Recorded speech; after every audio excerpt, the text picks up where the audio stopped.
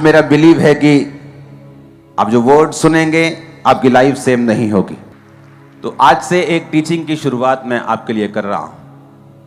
ये teaching mostly मैं Bible college में अपने देता हूं, लेकिन वहां पे बहुत डिटेल में होती है।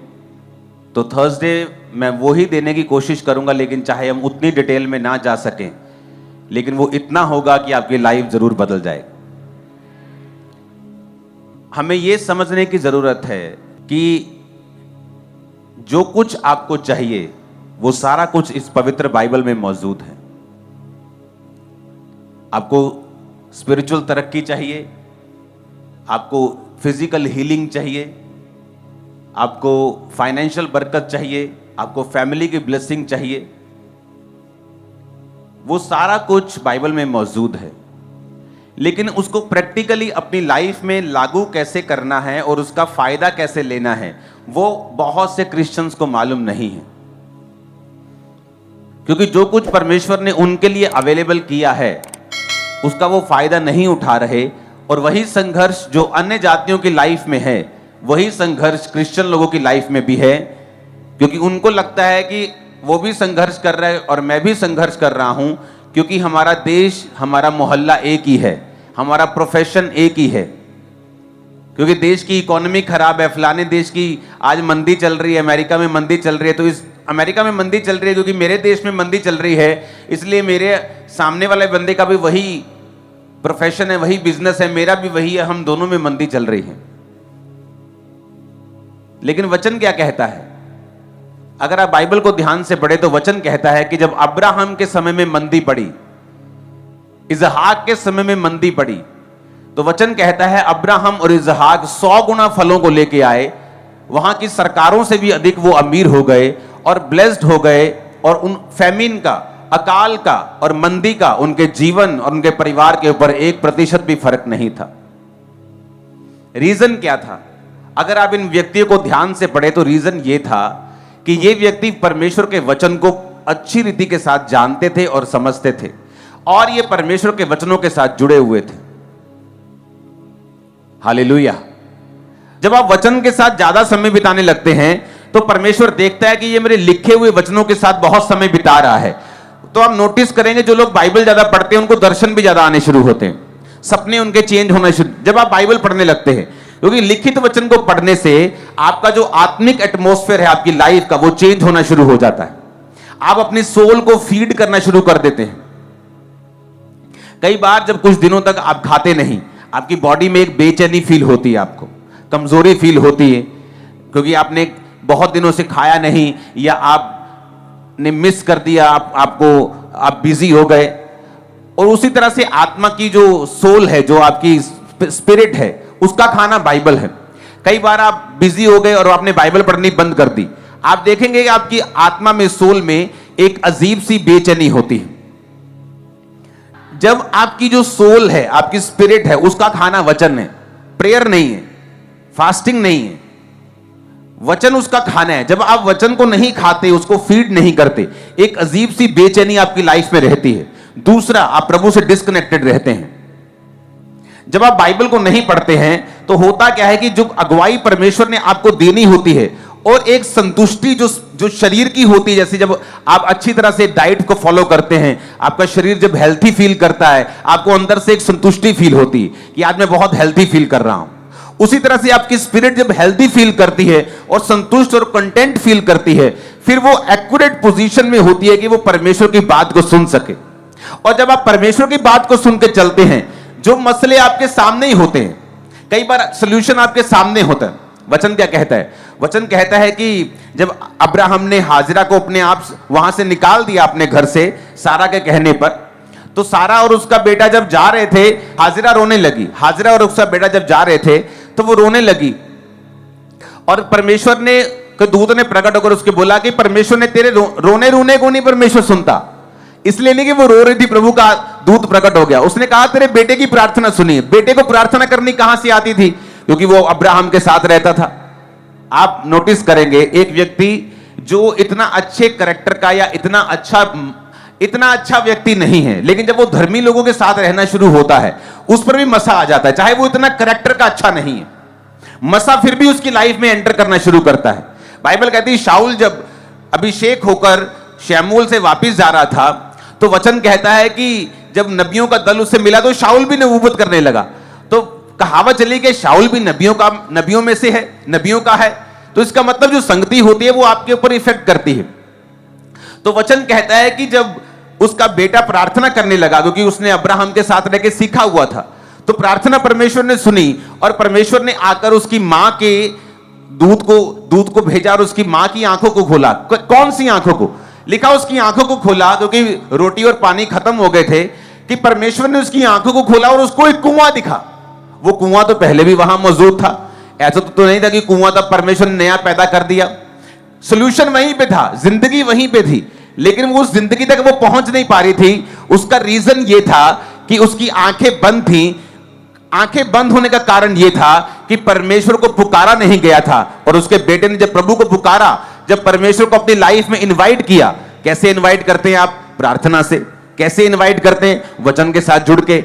और लिखा जब उसकी आंखें खुली तो वो पानी वहीं पे था। होता क्या है, जब आप बाइबल पढ़ते हैं आपकी स्पिरिचुअल आइज ओपन हो जाती, तब वो सोल्यूशन आपके सामने ही होता है, आपके आसपास ही होता है, लेकिन आपको कभी दिखता नहीं। आप सफर करते रहते हैं, खिंचते रहते हैं, आप दुखी हो जाते हैं, क्योंकि वो सोल्यूशन आपको दिख नहीं रहा, क्योंकि आपने अपनी जिंदगी में परमेश्वर को इनवाइट नहीं किया हुआ, आप बाइबल के साथ नहीं जुड़े हुए, आपने प्रार्थना को अपनी जिंदगी में महत्व नहीं दिया हुआ। कितने मेरी बातों को समझ रहे हैं? कई बार आपके हस्बैंड को बदलने के लिए आपकी एक ही बात चाहिए होती है, एक ही बात ऐसी आपके मुंह से निकलेगी, वो प्रभावित हो जाएगा और धीरे धीरे बदल जाएगा। लेकिन वो बात तब तक परमेश्वर आपके मुंह से नहीं निकालता जब तक आप पूरी तरह से अपनी लाइफ को परमेश्वर के सामने समर्पित नहीं करते। फिर आप हैरान होते हैं कि मैंने जैसे प्रार्थना करनी शुरू की और बाइबल पढ़नी शुरू की, कैसे परमेश्वर ने मेरे शब्दों को बदल दिया। और मैंने अपने पति से बात की, मैंने अपने भाई से बात की, ये मसीह में नहीं था, लेकिन इसका दिमाग चेंज होना शुरू हो गया। क्यों? क्योंकि उन शब्दों के ऊपर परमेश्वर ने अपना अधिकार कर लिया। आपके दिमाग पर परमेश्वर ने अपना अधिकार कर लिया। क्यों? क्योंकि आपने उसे मौका दिया, आपने अपने सोल को खाना दिया, वचन दिया, वचन को पढ़ना शुरू किया, पापों से तौबा की, प्रार्थना करनी शुरू की। परमेश्वर ने आपके माहौल को चेंज किया और परमेश्वर ने वो बदलाव किया जो आपकी लाइफ में चाहिए था। कितने मेरी बातों को समझ रहे हैं? तो आज मैं आपको आपके ग्राउंड बना दूंगा। और आपने नोटिस किया होगा कि डिलीवरेंस वीक्स जो पिछले साल हुए थे, अब तक उनकी टेस्टिमनीज को हम पाते हैं कि मेरे घर में 20 साल से शराब था, मेरे घर में 15 साल से शराब था, मैं डिलीवरेंस वीक्स के दौरान आया था और मेरी लाइफ चेंज हो गई। मैं आपको बता रहा हूं, अब वही थर्सडे आ चुके हैं, आपकी लाइफ कभी सेम नहीं रहने, कभी, इन जीसस ने, मैं आपको बता रहा हूं। तो आज हम स्टार्ट करेंगे पहला राजा 17 बाब उसकी 1 आयत से। उसमें लिखा हुआ है, तिशबी एलिया जो गिलाद के परदेशियों में से था, उसने अहाब से कहा, इज़राइल का परमेश्वर यहोवा जिसके सम्मुख मैं उपस्थित रहता हूं, उसके जीवन की शपथ, इन वर्षों में मेरे कहे बिना ना तो मेह बरसेगा ना औस पड़ेगी। तब यहोवा का वचन ये उसके पास पहुंचा, यहां से चलकर पूर्व की ओर जा और करीत नामक नाले में जो यरदन के पूर्व में है छुप जा, उसी नाले का तू पानी पिया कर, और मैंने कौओं को आज्ञा दी है कि वो तुझे खिलाएं। यहोवा का यह वचन पाकर वह यरदन के पूर्व में करीत नामक नाले में जाकर छिपा रहा, और सवेरे और सांझ को कौवे उसके पास रोटी और मांस लाया करते थे, और वो नाले का पानी पिया करता था। यहां पर पहली आयत मैं फिर से आपके लिए पढ़ूंगा।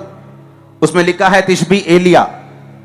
तिशबी यानी उसके बैकग्राउंड का, जैसे तिशबी लोग, पहाड़ी लोग, हम बोलते हैं इजरायली लोग, हां ऐसे नाम था उस तिशबी एलिया कि नेपाली लोग ऐसे। तो तिशबी एक एरिया का नाम था कि तिशबी एलिया जो गिलाद के प्रदेशियों में से था, उसने अहाब से कहा।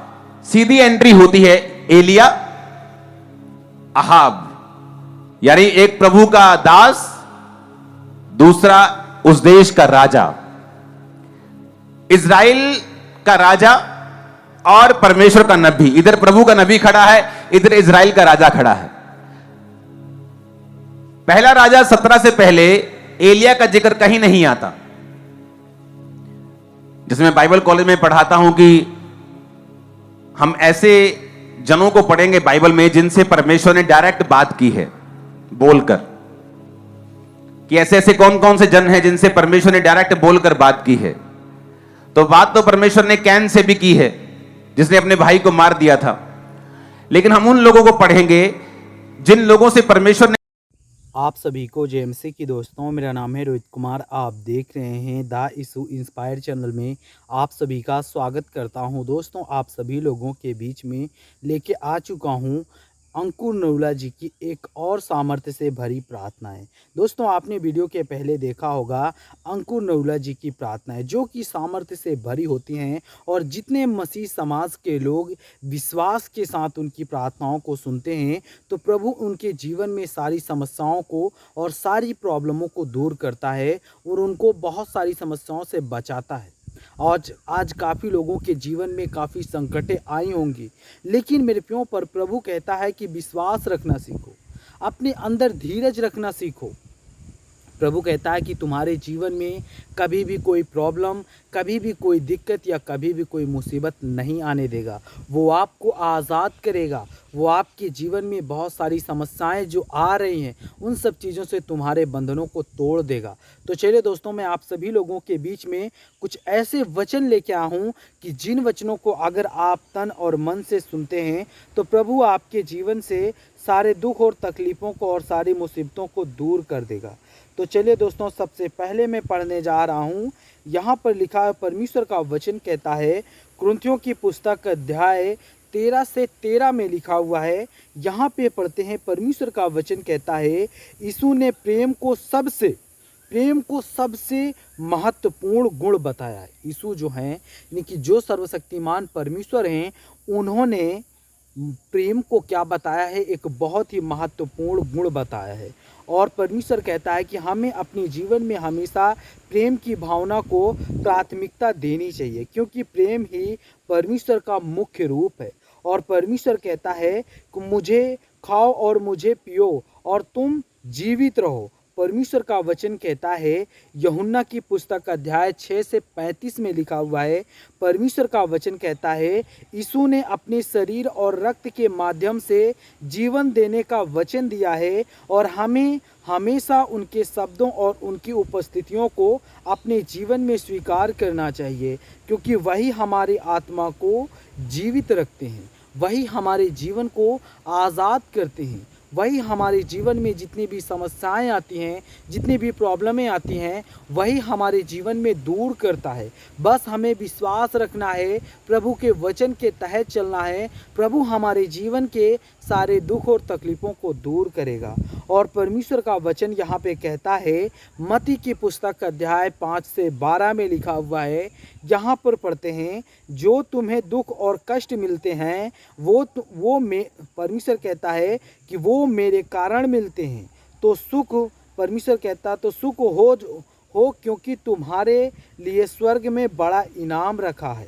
परमेश्वर इस बात को कहता है कि आप लोगों को जो जीवन में दुख और तकलीफ़ें आती हैं, जो आप दुख और मुसीबत का सामना करते हो, वो परमेश्वर के कारण होती है। क्यों होती है? क्योंकि परमेश्वर कहता है, ये जो संसार है, संसार में दुख और मुसीबत तो लगा रहेगा, लेकिन परमेश्वर कहता है जब आप अपने जीवन में प्रभु के वचन पे या अपने जीवन को स्वर्ग की ओर जाओगे, तो प्रभु कहता है कि आपके जीवन के सारे दुख और तकलीफ़ों को दूर करेगा, आपको आज़ाद करने की कोशिश करेगा, आपके जीवन के सारे बंधनों को तोड़ देगा। इसीलिए मेरे प्यों, हमें विश्वास के साथ और प्रभु के वचन के साथ चलना बहुत ज़रूरी है। जितने मेरे मसीह भाई बहन हैं, सभी लोगों से कहना चाहता हूँ कि आप लोग विश्वास रखो, आप लोग अपने अंदर आशा रखो। वो सर्वशक्तिमान परमेश्वर आपको हर एक बंधन से छुटकारा दिलाने की कोशिश करेगा। तो जितने मेरे मसीह भाई बहन हैं, आप सभी को जय मसीह की दोस्तों। God bless you all of you. आमीन। नेक्स्ट वीडियो मिलता हूँ दोस्तों।